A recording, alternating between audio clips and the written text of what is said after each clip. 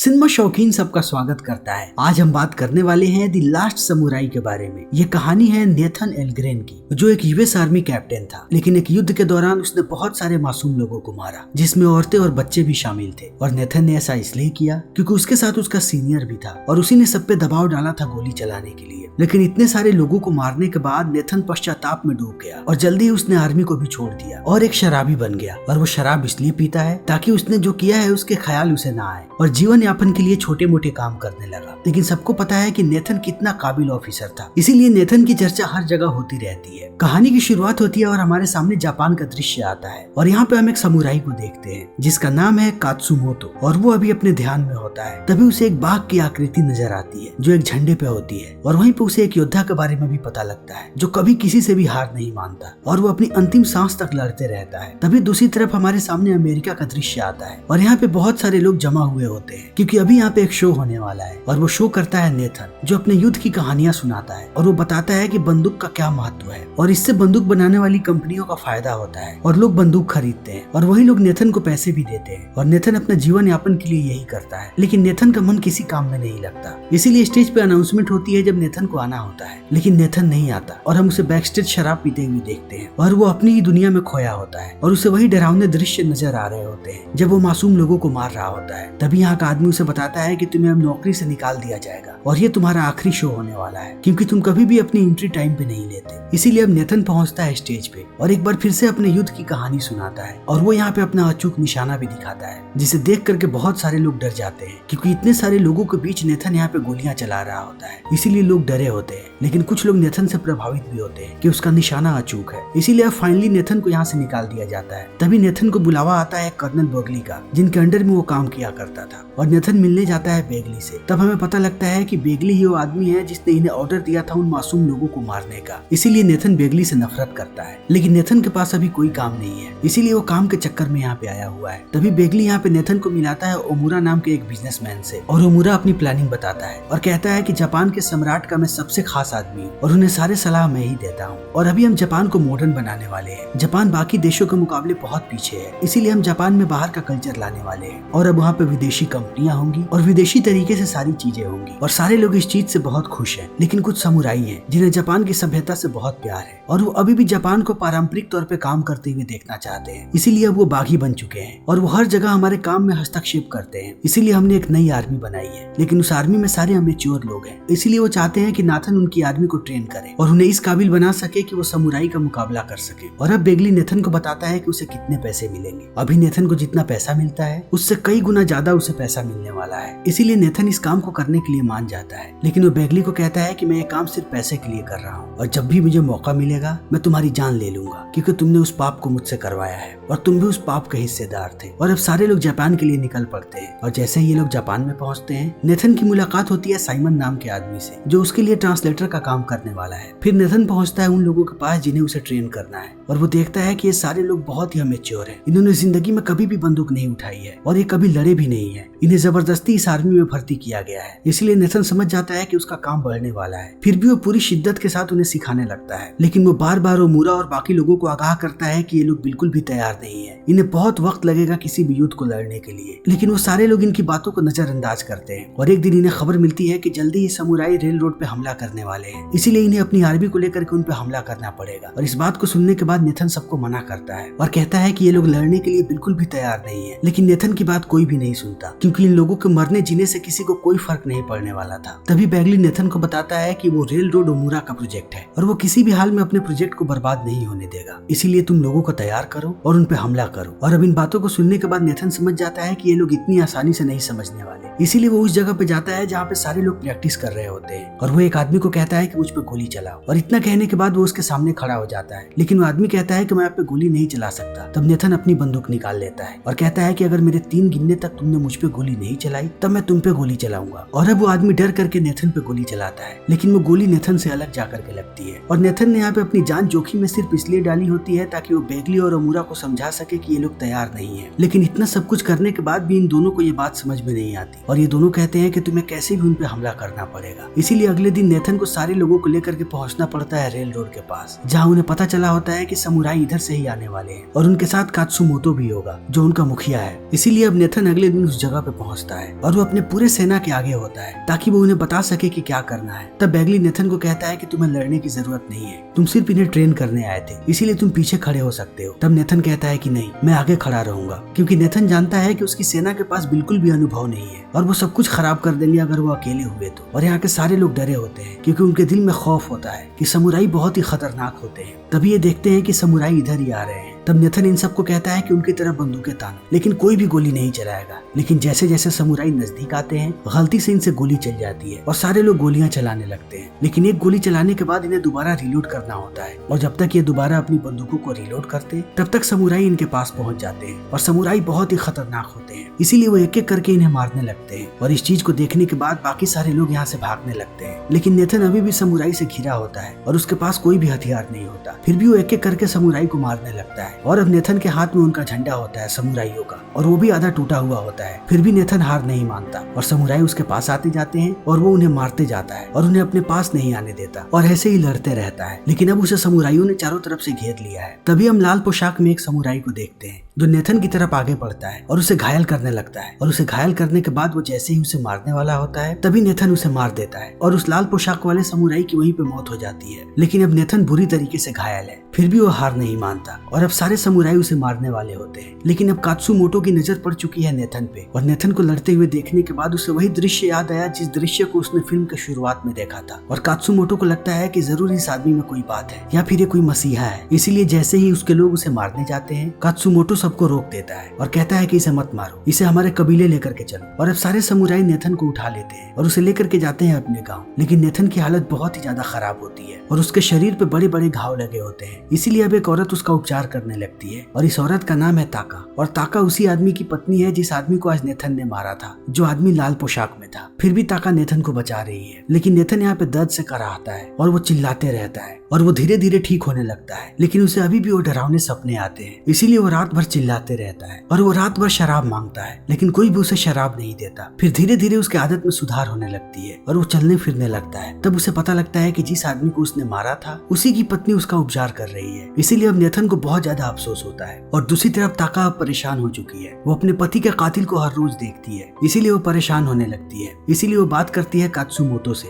क्योंकि कात्सुमोटो उसका भाई है और वो कहती है कि वो इस आदमी को और नहीं झेल सकती। तब कात्सुमोटो उसे समझाता है और कहता है कि ये आदमी हमारा मेहमान है और तुम इस बात को भूल जाओ कि इसने तुम्हारे पति को मारा है। इसने अपने बचाव में तुम्हारे पति को मारा। तुम्हारे पति ने अपना कर्तव्य पूरा किया और इस आदमी ने अपना कर्तव्य पूरा किया। और ताका इस बात को समझ जाती है, इसीलिए वो कहती है कि ठीक है। लेकिन अब कात्सुमोटो दिन प्रतिदिन प्रभावित होता जा रहा है नेथन से, क्योंकि नेथन की पूरी डायरी उसी के पास है और वो नेथन के बारे में हर एक चीज पढ़ रहा है। और नेथन ने जापानी आदिवासियों के बारे में बहुत सारी चीजें लिखी है और उसने अपने सारे युद्ध के अनुभवों को लिखा है और कात्सुमोटो इन चीजों को हमेशा पढ़ते रहता है। इसीलिए वो नेथन से बहुत प्रभावित है और उसे लगता है कि नेथन में जरूर कोई बात है। और अब कात्सुमोटो हर रोज मिलने लगता है नेथन से और वो नेथन को कहता है कि तुम मुझे अंग्रेजी सिखाओ, मेरी अंग्रेजी उतनी अच्छी नहीं है। और वो हर रोज उससे बातें करते रहता है। तब नेथन उससे बार बार पूछता है कि तुमने मुझे जिंदा क्यों छोड़ा और तुम मुझसे क्या चाहते हो। लेकिन कात्सुमोटो उसे कुछ भी नहीं बताता और नेथन यहाँ पे रहना शुरू कर देता है और धीरे धीरे उसके शराब की आदत छूट जाती है और वो यहाँ पे घूमते रहता है। और वो यहाँ के लोगों को देख करके बहुत प्रभावित होता है, क्योंकि यहाँ के सारे लोग अपने काम में माहिर होते हैं। वो समय पे सोते हैं, समय पे जगते हैं और दिन भर अपने काम में मशगूल रहते हैं। लेकिन बाकी जितने भी समुराई हैं वो नेथन को पसंद नहीं करते, क्योंकि उन्हें पता है कि नेथन ने किनकी हत्या की है और उन्हें लगता है कि नेथन को उन्हें जल्दी से जल्दी मार देना चाहिए, क्योंकि नेथन उनका दुश्मन है। इसलिए जब एक दिन नेथन ताका के बच्चों के साथ खेल रहा होता है तभी उसका सामना होता है उजियो से। उजियो सारे समुराइयों में सबसे बेहतर है और वो नेथन पे गुस्सा होता है। इसीलिए नेथन थोड़ा सा हिंट देता है और ये दोनों लड़ने लगते हैं। लेकिन नेथन की तबीयत अभी भी पूरे तरीके से ठीक नहीं हुई है, इसीलिए उजियो उसे बार बार मार के नीचे गिरा देता है। लेकिन नेथन बार बार उठ खड़ा होता है, वो बार बार उसे गिराता है और नेथन बार बार उठ खड़ा होता है और अंत में नेथन बेहोश हो जाता है और उजियो यहाँ से चला जाता है। लेकिन अब नेथन यहाँ के हर एक चीज को सीखना चाहता है, इसीलिए वो निश्चय करता है कि वो जैपनीज सीखेगा और वो जैपनीज सीखने लगता है और उसके साथ साथ वो समुराइयों की लड़ने की तकनीक भी सीखना चाहता है, इसीलिए वो उसकी भी प्रैक्टिस करने लगता है। और इस बीच उसका बार बार मुकाबला होता है उजियो के साथ और उजियो उसे बार बार हरा देता है। लेकिन नेथन इतनी जल्दी हार नहीं मानने वाला, इसीलिए वो बड़ी ही तेजी के साथ समुराइयों की टेक्निक सीख रहा होता है और वो जैपनीज भी सीख रहा होता है और वो देखते ही देखते बहुत बेहतर हो जाता है। और अब ताका के बच्चे भी उसे पसंद करने लगते हैं और नेथन ताका के बच्चों को अपने बच्चों की तरह मानता है और ताका को भी ये चीज नजर आती है, इसीलिए अब ताका नेथन को चाहने लगती है। तभी एक दिन नेथन लड़ रहा होता है उजियो से, लेकिन सारी तकनीक अच्छी होने के बावजूद वो जियो से हार जाता है। तब ताका का बेटा उसे कहता है कि आप ध्यान नहीं दे रहे, आप अपने दिमाग को खाली कीजिए, आप दिमाग से मत लड़िए, दिमाग को आप फ्री कीजिए। और नेथन इस बात को समझ जाता है, इसीलिए वो सोचना बंद कर देता है और वो उजियो से लड़ता है और अब उजियो उसे नहीं हरा पाता।